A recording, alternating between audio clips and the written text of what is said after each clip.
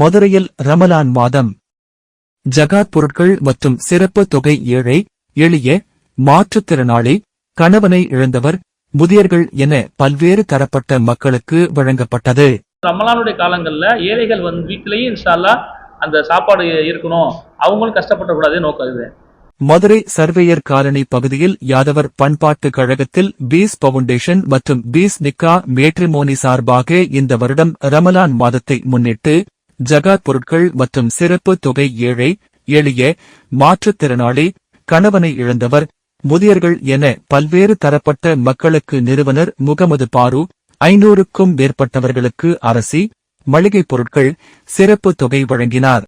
மேலும் கடந்த 2 நாட்களாக மேலூர் சுற்று வட்டாரம் மற்றும் ராமநாதபுரம், தேவகோட்டை, புதுக்கோட்டை சுற்று வட்டாரத்தில் வழங்கப்பட்டது. மேலும் இந்த வருடம் 2000 ஏழை, எளிய மக்களுக்கு வழங்குவது நோக்கமாக கொண்டுள்ளோம் என முகமது பாரு தெரிவித்தார்.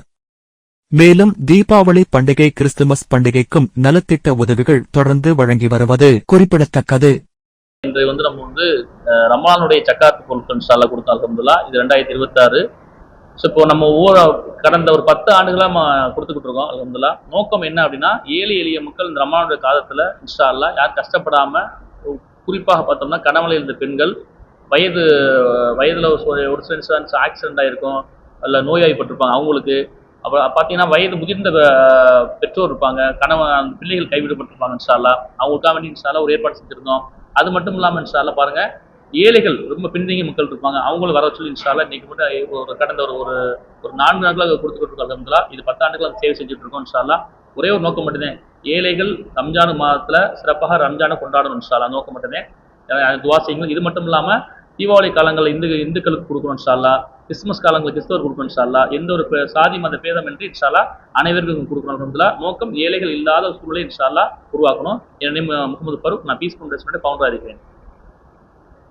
போக பார்த்தீங்கன்னா நேற்று பார்த்தோம்னா ராமநாதபுரம், புதுக்கோட்டை, தேவக்கோட்டை கொடுத்தோம். அதுக்கு முந்தின நாள் இன்ஷா அல்லாஹ் மேலூர்ல மீரா மஹால்ல வச்சு கொடுத்தோம். இன்ஷா அல்லாஹ் ஏறக்குறைய நாளைக்கு சிவகங்கை கொடுக்குறோம், நாளை கழிச்சு திரும்ப மதுரை வச்சு கொடுக்கணும். இன்ஷா அல்லாஹ் 5 கட்டமா கொடுத்துக்கிட்டு இருக்கோம். அல்ஹம்துலில்லாஹ் எங்க நோக்கம் இந்த வருஷம் 2000 பேருக்கு எங்க இலக்கு, இந்த வருஷம் மட்டும். எங்களை ஏழை அணுகுமா இன்ஷா அல்லாஹ், அதாவது முதல்ல ஏழையா இல்லையாங்க பஸ் கன்ஃபார்ம் பண்றோம். அப்ப என்ன ஆபீஸ்ல ரெஜிஸ்டர் பண்ணணும், அவங்க வெரிஃபிகேஷன் பண்ணுவாங்க, அவங்க ஏழையா, ஒரு சிலர் கணவன் இழந்திருப்பாங்க, பிள்ளைகள் இருக்கும், அதெல்லாம் கன்ஃபார்ம் பண்ணி தான் கொடுத்தோம். ஏன்னா இது ஜக்காத்துங்கிறது இஸ்லாத்துல சொல்லப்பட்டிருக்கு, ஏழைகள் யாருன்னு பார்த்து முறைப்பிரகாரம் சேரணும். அப்படி ஜக்காத் முறையை சேர்ந்துருச்சுன்னா ஏழை இல்லாத சூழ்நிலை இன்ஷா அல்லாஹ் இன்னைக்கு உருவாயிரும். குறிப்பாக இந்த ரமலானுடைய காலங்கள்ல ஏழைகள் வீட்டிலேயே இன்ஷா அல்லாஹ் அந்த சாப்பாடு இருக்கணும், அவங்களும் கஷ்டப்படக்கூடாது நோக்கம் இது.